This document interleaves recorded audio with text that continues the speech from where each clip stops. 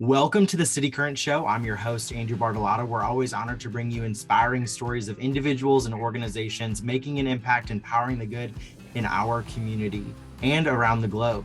And today we're talking about a historic institution that's been entertaining, educating, and enlightening the Mid-South community for over a century.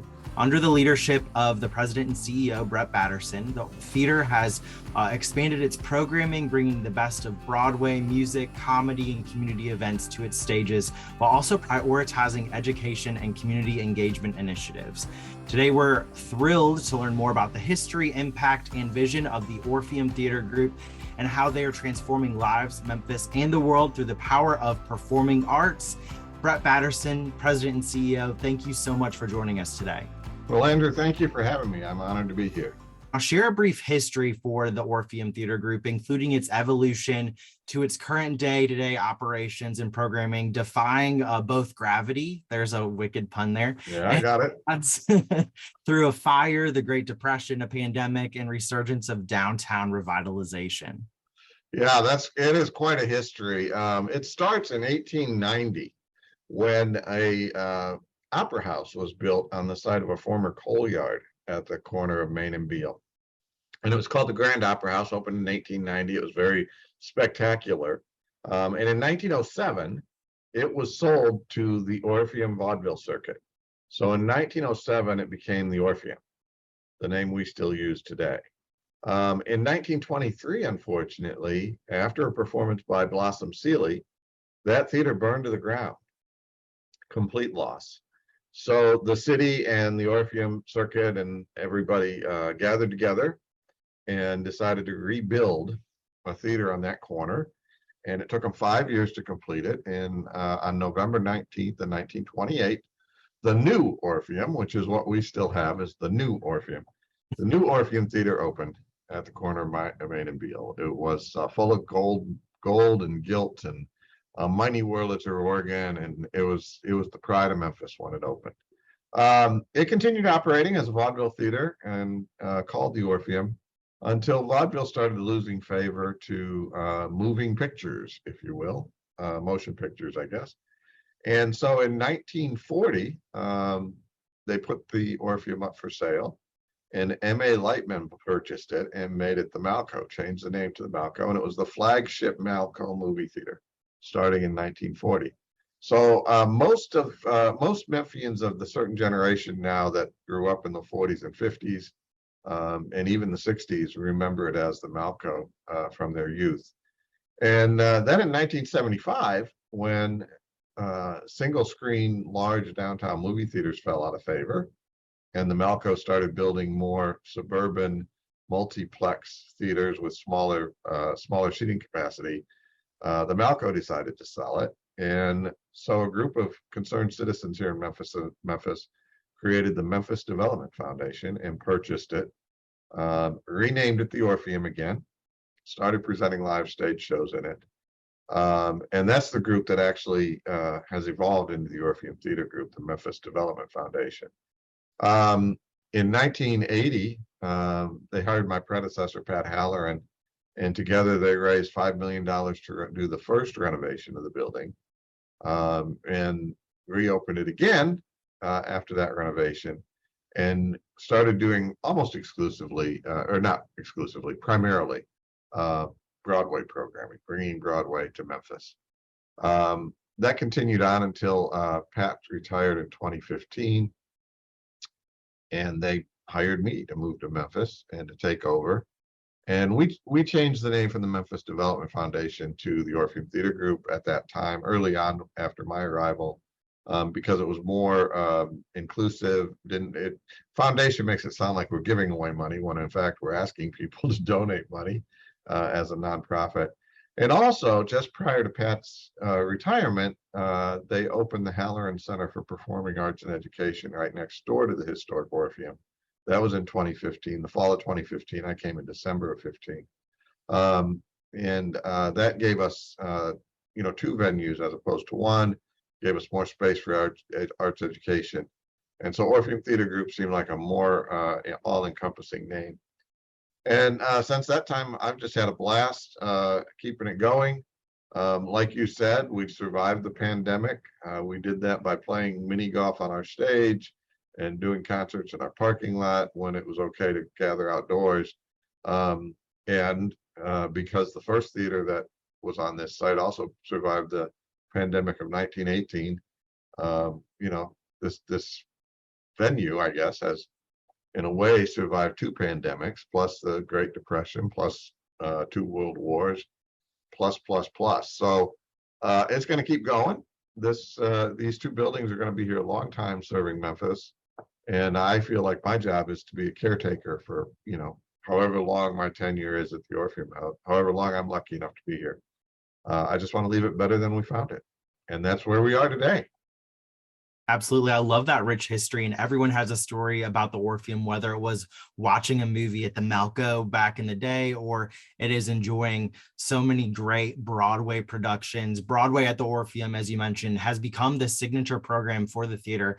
Talk about the upcoming final show for the 22-23 season, Disney's Frozen, and then share the upcoming 23-24 season, which includes fan favorites like Mamma Mia and Wicked, but also bringing in some new shows like Mrs. Doubtfire and Beetlejuice. Yeah. Well, we have one more show left on the 2022-2023 season, and that, as you said, is Disney's Frozen. It'll be here for 2 weeks, the last week of June, and basically playing up until the 4th of July. So it's the 2 weeks before the 4th of July. It's a stage adaptation of the movie musical that was so popular among kids even younger than my own kids. I almost said popular with my kids, but my kids were the Little Mermaid generation. This is another generation, but it's a terrific show, great for the family. Everybody will love it. And that, like I say, ends the 4th of July weekend, and then we start our new season in October with Funny Girl, the revival of the 1964 Barbra Streisand vehicle. It's doing great business on Broadway right now. We're very early in the tour. Memphis will be one of the first cities in the country to get the touring production of Funny Girl, so we're excited about that. Then on Halloween night, we open Beetlejuice. How can you beat that timing? Nice. It's pretty true to the movie, but it's hilariously funny. Great new songs they've added. Production values are really high. A lot of projected scenery that just changes in seconds, right before your eyes. So that's going to be fun. Then we're bringing, at the end of October, the show that more people asked me to bring to Memphis than any other show recently, and that's Six. It's the story of the 6 wives of Henry VIII. And each wife tries to tell the other wives why they had the worst marriage of all of them, because 2 were divorced, 2 were beheaded. 1 was annulled. I mean, it was craziness, and like they say, it's all fun and games till the beheading begins. Right. And then at the end of the show, they all decide that really they should be banding together as females against this one horrible human being, male human being. So it becomes a show about female empowerment. Then in January, we have the sleeper of our season, what I call the sleeper, because it's the least known show on the season. It's Stephen Sondheim's Company. It's a Sondheim masterpiece. Sondheim unfortunately just passed away, so there won't be any more Sondheim masterpieces. There'll only be revivals. But Company, in its original form, was about a man, but they changed it in this new form to a female. So it's a female named Bobby, and it's her 35th birthday, and she's having a party, and everybody wants to know why she's not settled down and married. But throughout the show, you see Bobby's interactions with all her settled down and married friends, and you realize why she's not settled down and married. That's the show. It's very cute, very clever, a Sondheim classic, so we're happy to bring that back. Then we have 2 options, actually, 2 season options we've added. One is Les Mis and one is Wicked. I certainly hope your listeners don't need me to describe those shows. They've been around for a long, long time, fan favorites, everybody loves them. And then in the middle of those 2, we have the Memphis premiere, Memphis premiere of Mrs. Doubtfire, which is the stage adaptation of the movie. It's very funny, very heartwarming. Unfortunately, it didn't do too well on Broadway. It was a victim of the pandemic. It tried to open right after the pandemic and didn't have a long run in New York. but it's going to do great on the road, and families will love it. And then we close our season with the return of Mamma Mia, the ABBA musical. Another fan favorite. So we have 3 fan favorites next year with Wicked, Les Mis, and Mamma Mia. And then we have a bunch of new shows that haven't been to Memphis before. So it's a great season. I think the excitement, that we're hearing from our subscribers is terrific, and I think everybody's going to love it. Absolutely. And I love the breadth of topics and genres that you bring each year for the season. And you really have something for everyone. Education and community engagement programs are also a huge part of Orpheum Theatre Group's mission. Can you highlight some of the innovative programs that you have, like the Mending Hearts Camp and Camp Say across the USA, Memphis, and how they make an impact in our community? Sure. Well, we look at arts education not only as a way to teach kids about the performing arts, but actually use the arts as a way to make better human beings out of young people. And so we have some programs for some specific issues that young people may face. One is Camp Say across the USA. And SAY stands for Stuttering Association for the Young. It's an organization out of New York City. And we have a satellite camp, and it's a program, a free camp for young people who stutter. And we're not trying to teach them not to stutter. We're not trying to teach them how to change who they are. Instead, we're giving them time, all the time they need to speak. We're giving them the confidence to get up on stage and do a little show. And we're surrounding them with a helpful community of other young people who stutter. So it's a great program. And then Mending Hearts Camp is a program actually that I started in Chicago in 2005 because I lost my father when I was 7 years old. And it was my involvement in the performing arts over the years that really gave me self-confidence and helped me to deal with that loss and surrounded me with a group of supportive friends. So I started the camp in Chicago in 2005, and then I brought it to Memphis when I came here. And it's a day camp, 2-week day camp in the summertime for young people who have experienced the death of a parent, one or both parents. And there's 4 main tenets to that. One is building the community of others who have had the same loss. 2 is using the performing arts as a creative tool for self-expression and teamwork building and that type of thing. 3 is we provide healing counselors for the young people, which is not something certainly that I had access to, in the 60s when I lost my father, but we provide healing counseling. And then 4, we bring in adults who lost a parent as a child, and they tell their stories to give the young people hope for the future. So it's been a personally rewarding camp, and we're happy to be doing it again this year. And then we have our whole cadre in the summer of performing arts camps for young people who just want to sing, dance, or make music or act. So those are divided by ages, and we do those in the summer. Then we also have throughout the school year, a dozen or more programs, interactive field trips for school groups, Broadway 101, where we have young people come, usually high school kids, come before a performance of a show, and a member of the cast from that show will teach them a number from the show, a song from the show, and then they all eat together, and then they all go see the show. So that's a very popular program. We have Storyfest, which is a play creating collaboration program where we collaborate with 4 community partners, and they tell their own stories and write a play from them. It's a 7-month process. And then they do the performance. They perform the play on our stage at the Halloran Center as a culminating event in an event we call Storyfest. And then I could keep going, but there are so many education programs. They're all on our website, orpheum-memphis.com, and they are all low cost, no cost, or scholarships are available. We do not want anybody to think these programs are not available to the entire community because of cost. And so for you to be able to have these low cost, no cost scholarships available for everyone to be able to dip their toes into the performing arts, or if they lost their parent or deal with stuttering, to be able to utilize performing arts to teach them ways to thrive is outstanding. And a lot of that happens next door of the beautiful Orpheum at the Halloran Center. for performing arts and education. I'll talk a little bit more about that space for those that haven't been to the Halloran Center. It is beautiful. You have a great boardroom. You've got an incredible theater, beautiful space to rent out. You mentioned a lot of those camps and such education that happens as well next door at the Orpheum, but as well as at the Halloran Center. But talk a little bit more for those that maybe want to rent out this space at the Halloran Center, or what other events you have there throughout the year. Yeah, thank you.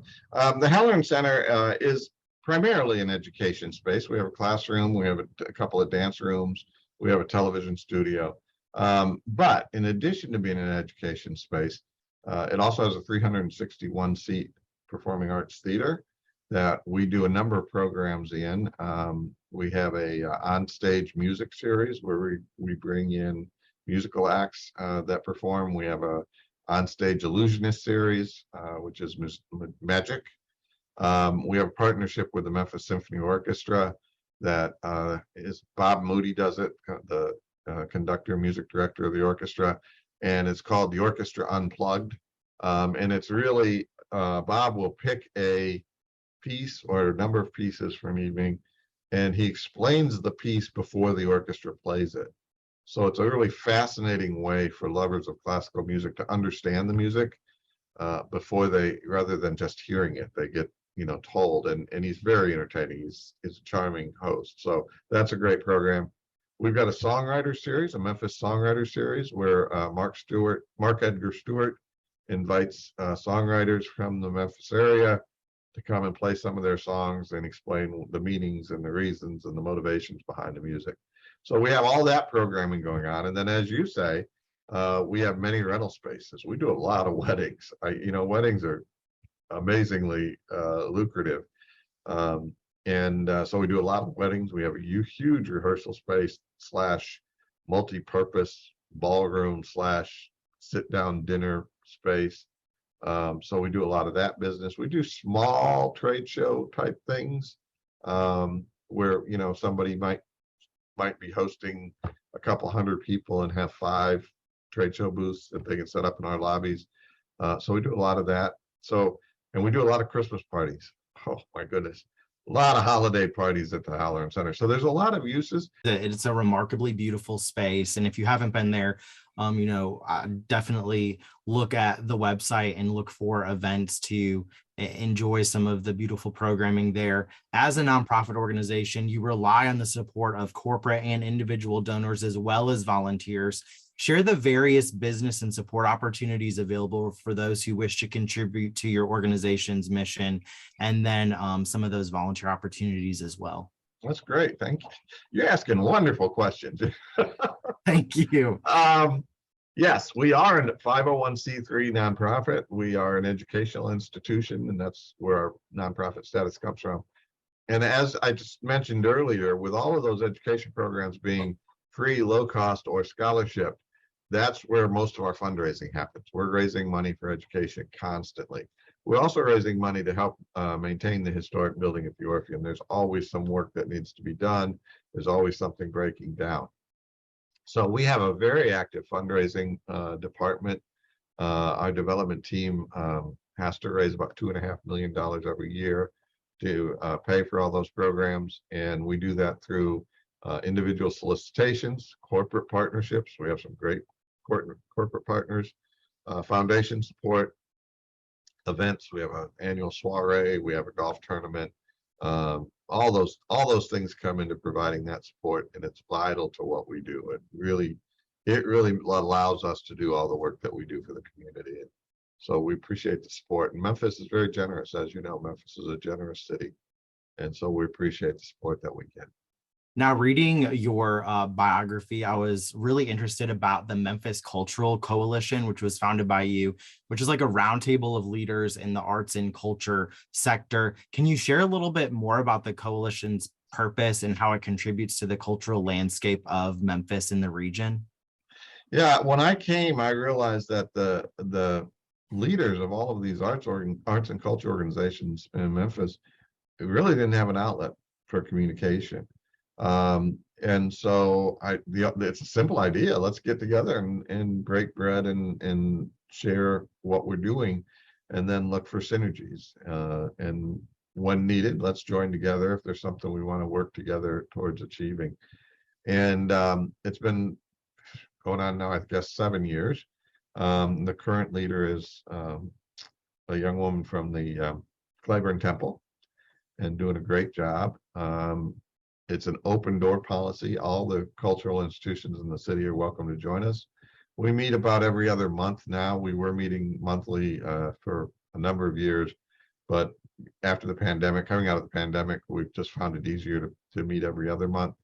And it's an opportunity for the big organizations to meet the small organizations, for the similar organizations to get to know their colleagues. Like we're very close with the Playhouse on the Square and Theater Memphis and Hattie Lou, and the ballet and symphony, and we all get together and we get a chance to talk about what we're doing, and it helps both create synergy, because if, for instance, the ballet has a concert and say the Dixon or the Brooks happen to be having a Degas exhibit at the same time, wow, well, now we can do something together. But if we didn't talk to each other, we would have never known that was going to happen in a year. So those kind of things help.